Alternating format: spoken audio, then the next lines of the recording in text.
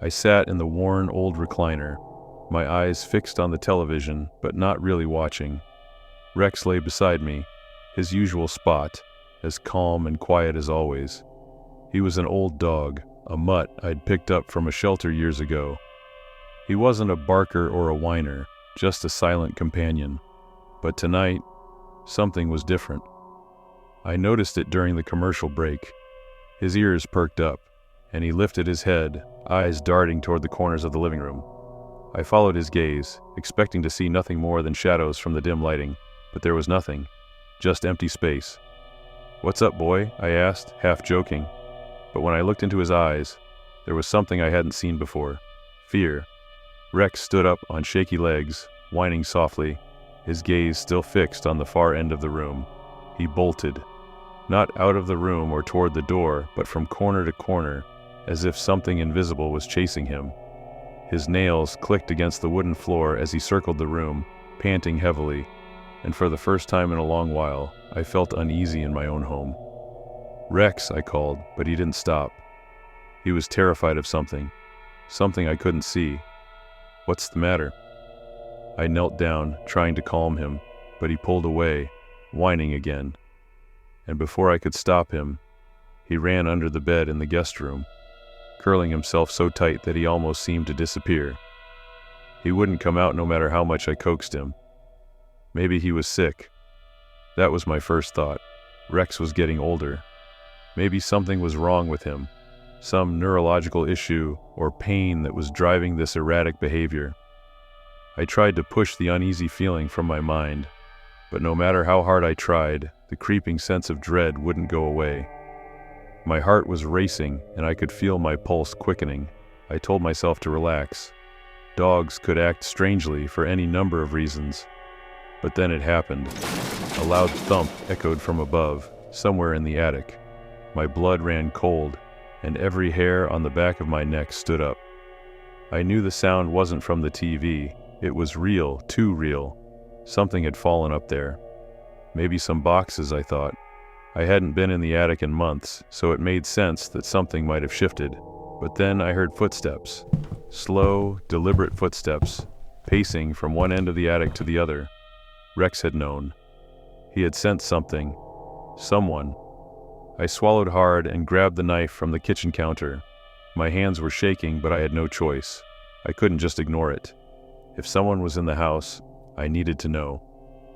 The stairs to the attic creaked as I made my way up, my heart pounding in my chest so loudly I was sure whoever was up there could hear it.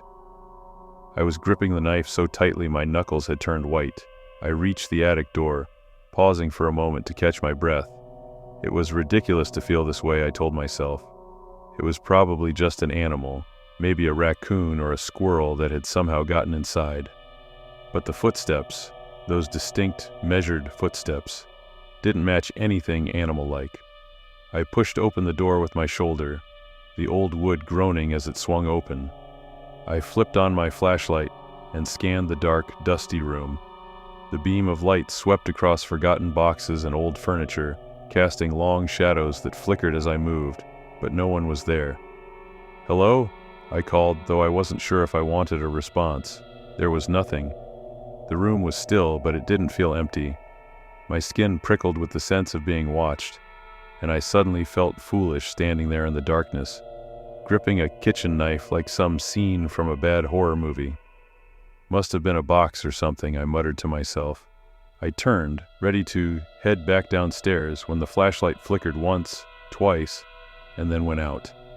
I cursed under my breath, pressing the button to turn it back on, but nothing happened. That's when I heard it. The attic door slammed shut behind me with a bang that reverberated through the walls. I froze. There was no draft in the house, no wind to cause that. Someone, or something, had closed it. I could feel my heart pounding in my throat as I backed up against the wall, clutching the knife tightly. I didn't dare move. I waited, listening to the silence, but it didn't last long. A sound filled the room, faint at first, like a low growl, but not quite. It was something I couldn't place, something unnatural.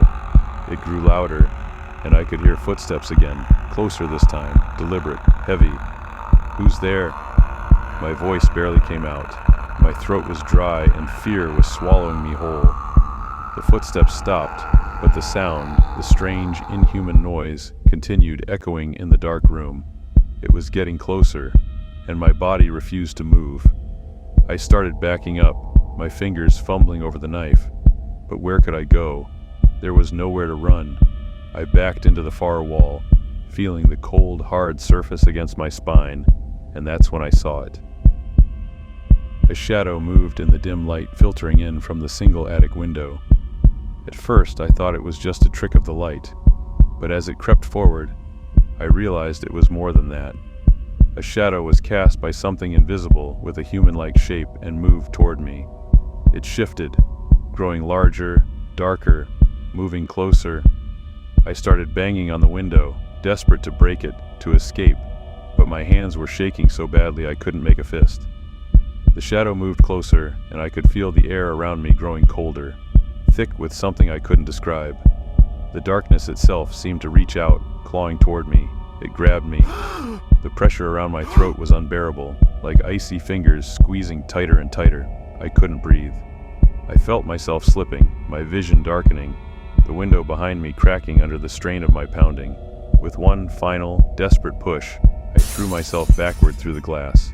The sound of breaking glass filled my ears as I plummeted from the attic window, hitting the ground hard.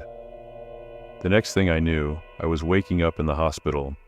My body was sore all over, a dull ache radiating from my ribs and left arm.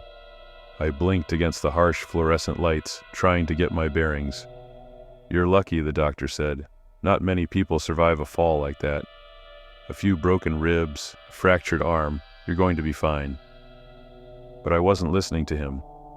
My mind was still back in the house, still with that thing in the attic. And Rex, where was Rex? When I was discharged, I went back to the house. The first thing I noticed was that Rex was gone. I called for him, searched every room, but there was no sign of him. I put up flyers, called every shelter in town, but no one had seen him. He had vanished. It's been months now, and Rex never came back. I don't know what happened that night, not really. I can't explain what I saw, what I felt. But I know one thing for sure.